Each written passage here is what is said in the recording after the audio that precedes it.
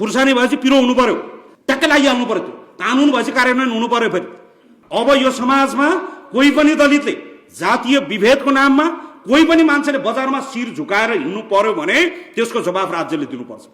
कसैले पनि अब एउटा प्रहरीको चौकीको अगाडिपट्टि हातमा निवेदन लिएर मेरो मुद्दा दर्ता भएन भन्ने दिन आउनु भएन। चिफ साहब, मेरो सिधा छ मेरो कुरा। कसैले पनि मुद्दा लिनु पर्यो, हेर्नु पर्यो, छानबिन गर्नु पर्यो। प्रहरी मेरो साथी हुनुपर्छ, प्रहरी हाम्रो साथी हुनुपर्छ। साथीसँग मनका कुरा मनकै तरिकाले गर्न पाउनुपर्छ। त्यो साथीसँग त्यो खालको चाहिँ कुराको कार्यान्वयन हुनुपर्छ र त्यो कुरा पर्नुपर्छ। त्यसैले मैले पहिले पनि भनेको थिएँ, कुनै पनि जिल्लामा जातीय विभेद हुन्छ भने त्यहाँको प्रहरी प्रमुख र त्यहाँको जिल्ला प्रशासनको सिडिओ साहब चाहिँ जवाफदेही हुनुपर्छ। मेरो अहिले पनि यही कुरा, कुनै जिल्लामा जातीय विभेद भयो भने विभेद गर्ने मान्छेलाई दोस्रो नम्बरमा कारबाही हुनुपर्छ, छानबिन हुनुपर्छ। पहिला सुरुमा त्यहाँको प्रहरी प्रशासनलाई चाहिँ यो खबरदारी हुनुपर्छ। मेरो स्पष्ट छ कुरा यसमा। कसरी हटेन, कसले गर्यो? अनि सिडिओ साहबको बोल्ने पाला आउँछ, आइजी साहबको बोल्ने पाला आउँछ। जातीय विभेद गर्नेलाई कारबाही गर्नुपर्छ, यसका विरुद्धमा लड्नुपर्छ। कसका विरुद्धमा लड्ने हो? कसले गरे जाति विभेद? लड्नुपर्ने कसका विरुद्धमा हो? यो अलमल पर्ने काम, ढलमल गर्ने काम हुनु हुँदैन। यो कुरा मेरो हिजो पनि स्पष्ट थियो, आज पनि स्पष्ट छ। जातीय विभेद गर्नेलाई कारबाही हुनुपर्छ। त्यो पहिलो अनुहार कसको हुन्छ? प्रहरीको हुन्छ। राज्यमा कुनै पनि घटना दुर्घटना हुँदै गर्दा उपस्थिति जनाउने, राज्यको अनुहार बोकेर प्रतिनिधित्व गर्ने कुन अङ्ग हो? त्यो प्रहरी हो। प्रहरीले कहीँ कतै अलमल ढलमल दायाँ बायाँ प्रभाव हुनु हुँदैन। स्पष्ट छ मेरो कुरा। त्यो हिजो पनि स्पष्ट थियो, आज पनि स्पष्ट छ। अहिले सरकारको पक्षको एउटा पार्टीको एउटा सदस्य हुनुको नाताले पनि यही हो मेरो कुरा पनि। चाहे नवराजको विकको कुरा होस्, चाहे अगाडि फोटो राखिरहेको त्यो छोरी निशा विकको कुरा किन नहोस्, प्रहरीले कहीँ कतैबाट बदमासी हुँदैन। चिफ साहब यही हुनुहुन्छ, यो बदमासी हुनु हुँदैन। चिफ साहब क्लियर छ यो कुरा। प्रहरीको भित्र चाहिँ त्यो मुद्दा आउँदै गर्दाखेरि कहीँ कतै अहिले मैले यसो सुन्छु, त्यहाँ पर त लामो समय हामी त यो मुद्दा लिएर प्रहरी कहाँ पुगेका छौँ। पहिला सुरुमा प्रहरीले मुद्दै लिन मान्दैन। मुद्दा लियो भने पनि यो मेलमिलाप गर्न पर्यो, यो मिलाउनु पर्यो, भोलि समाज भड्किन्छ। मैले यसो अचम्म मानेको विषय चाहिँ मलाई लागेको के हो भने यो महिला हिंसा र यो दलितसँग जोडिएको कुरा चाहिँ बलात्कार गर्ने पुरुष चाहिँ बजारमा छाती फुल्लाएर बुङ बुङ गरेर हिँड्ने, बलात्कार गर्ने महिला चाहिँ पीडित भएर मुख लुकाएर भाग्नुपर्ने। मुख लुकाउनु पर्ने कसले हो? बलात्कार गर्ने मुख लुकाउनु पर्ने होइन। त्यो फेरि महिलालाई किन फेरि त्यो पीडा फेरि किन? जातीय विभेद चाहिँ दलितले सुनाउन पर्ने। अघि साथीहरू आउनुभयो, शिक्षाको कमीले भयो। शिक्षाको लागि दलितलाई कमी भयो कि त्यो जातीय विभेद गर्नेलाई कमी भयो? शिक्षाको कमीको लागि भएको भन्दा त्यो जातीय विभेद गर्नेलाई कमी भएको। त्यो जातीय विभेदको क्लास दलितलाई दिने होइन के, त्यो जसले जातीय विभेद गरेको छ त्यसलाई क्लास दिने हो। त्यसलाई यसमा स्पष्ट छ। अस्ति हाम्रो प्रधानमन्त्रीको उम्मेदवारले भने जस्तो बाटो नबनाउनेलाई पाता पार्ने हो कि भाटा हान्ने हो कि के हान्ने हो, मेरो यसमा पनि स्पष्ट छ कुरा। अस्तिसम्म ट्वाक्क हान्ने भन्ने एउटा भाइरल भइरहेको थियो।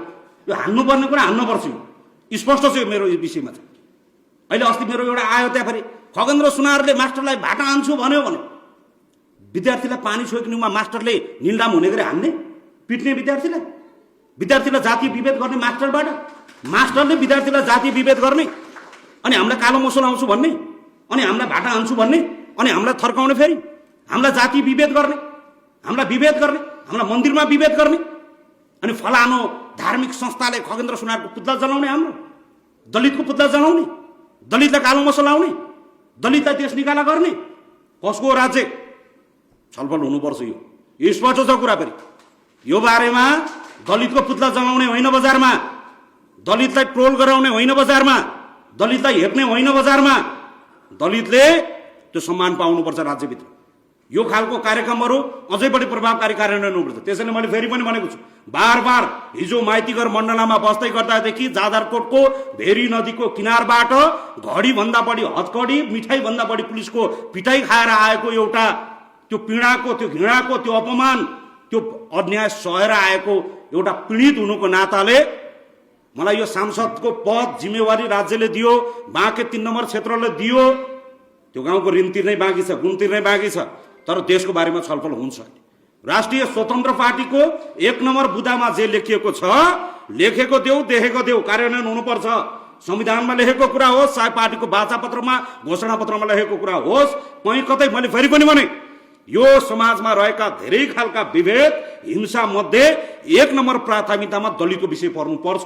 त्यो राज्यमा पर्नुपर्छ, त्यो छलफल हुनुपर्छ। त्यो प्रहरी भित्रको दलित सेललाई मैले आजैबाट प्रहरी प्रमुखज्यूलाई मेरो अनुरोध छ, भोलि बन्दै गरेको सरकारमा पनि मेरो अनुरोध छ, प्रहरीभित्र दलितको सेल 1 नम्बरमा छलफल हुनुपर्छ। 1 नम्बरमा त्यहाँ हुनु पर्यो, पुग्नु पर्यो। गाउँ गाउँमा जसरी गाँजाका तस्कर खोज्दै जानुहुन्छ, गाउँ गाउँमा जसरी तपाईँहरू खोज्दै पुग्नुहुन्छ अन्य अपराधीहरू, त्यसै गरी जाति विभेद कहाँ छ यो त्यो भनेर होइन। नेताले भनेपछि मुद्दा दर्ता हुने, नेताले नभनेपछि मुद्दा दर्ता नहुने प्रक्रिया यो सरकार बन्दै गर्दा यो सकिनुपर्छ। यो कानुन कार्यान्वयन हुनु पर्यो। खुर्सानी भएपछि पिरो हुनु पर्यो क्या, मेरो कुरा यही हो। नुन भएपछि नुनिलो हुनु पर्यो। अब खुर्सानीलाई पनि आदरणीय खुर्सानीज्यू तपाईँ पिरो भइदिनु हुन हार्दिक अनुरोध छ भनेर यो निवेदन लेख्ने कुरा चाहिँ यो हुँदैन। खुर्सानी भएपछि पिरो हुनु पर्यो, ट्याक्कै लागिहाल्नु पर्यो। त्यो कानुन भएपछि कार्यान्वयन हुनु पर्यो। फेरि घाँटीमा सुन लगाएपछि यहाँ एरो देखाउनु पर्छ र यो सुन हो भनेर लेख्न पर्छ र सुन लगाएपछि टल्किनु पर्यो, हिरा लगाएपछि टल्किनु पर्यो। कानुन भएपछि कार्यान्वयन हुनु पर्यो। मानव अधिकार आयोग यहाँ छ, दलित आयोग यहाँ छ। आयोगहरू, संवैधानिक आयोगहरू कुनै पनि राजनैतिक प्रभावबाट हिजोसम्म के थियो थाहा छैन, तर अब बन्दै गर्दा अबको दिनमा राजनैतिक प्रभाव मुक्त हुनुपर्छ। फेरि भने खुर्सानी पिरो हुनुपर्छ। आयोगले आफ्नो काम सुरु गरिहाल्नुपर्छ, दिनु पर्यो। त्यो हामीलाई कहीँ कतै यसो हुन्छ कि त्यसो हुन्छ कि यो हुन्छ कि त्यो हुन्छ कि भन्ने हुँदैन। अब यो समाजमा कोही पनि दलितले जातीय विभेदको नाममा कोही पनि मान्छेले बजारमा शिर झुकाएर हिँड्नु पर्यो भने त्यसको जवाफ राज्यले दिनुपर्छ। कसैले पनि अब एउटा प्रहरीको चौकीको अगाडिपट्टि हातमा निवेदन लिएर मेरो मुद्दा दर्ता भएन भन्ने दिन आउनु भएन। चिफ साहब, मेरो सिधा छ मेरो कुरा। कसैले पनि मुद्दा लिनु पर्यो, हेर्नु पर्यो, छानबिन गर्नु पर्यो। अहिले यसो हेरेको छु म, विशेष गरेर चाहिँ मधेस एरियाबाट, नेपालगञ्जबाट त्यहाँ चाहिँ प्रहरी र प्रशासनसँग त्यहाँको मान्छे बडो तर्सिया छ। त्यहाँको मान्छे जनता तर्सिनु हुँदैन प्रहरीसँग। प्रहरी मेरो साथी हुनुपर्छ, प्रहरी हाम्रो साथी हुनुपर्छ। साथीसँग मनका कुरा मनकै तरिकाले गर्न पाउनुपर्छ। त्यो साथीसँग त्यो खालको चाहिँ कुराको कार्यान्वयन हुनुपर्छ र त्यो कुरा पर्नुपर्छ। त्यसैले मैले पहिले पनि भनेको थिएँ, कुनै पनि जिल्लामा जातीय विभेद हुन्छ भने त्यहाँको प्रहरी प्रमुख र त्यहाँको जिल्ला प्रशासनको सिडिओ साहब चाहिँ जवाफदेही हुनुपर्छ। मेरो अहिले पनि यही कुरा, कुनै जिल्लामा जातीय विभेद भयो भने विभेद गर्ने मान्छेलाई दोस्रो नम्बरमा कारबाही हुनुपर्छ, छानबिन हुनुपर्छ। पहिला सुरुमा त्यहाँको प्रहरी प्रशासनलाई चाहिँ यो खबरदारी हुनुपर्छ। मेरो स्पष्ट छ कुरा यसमा।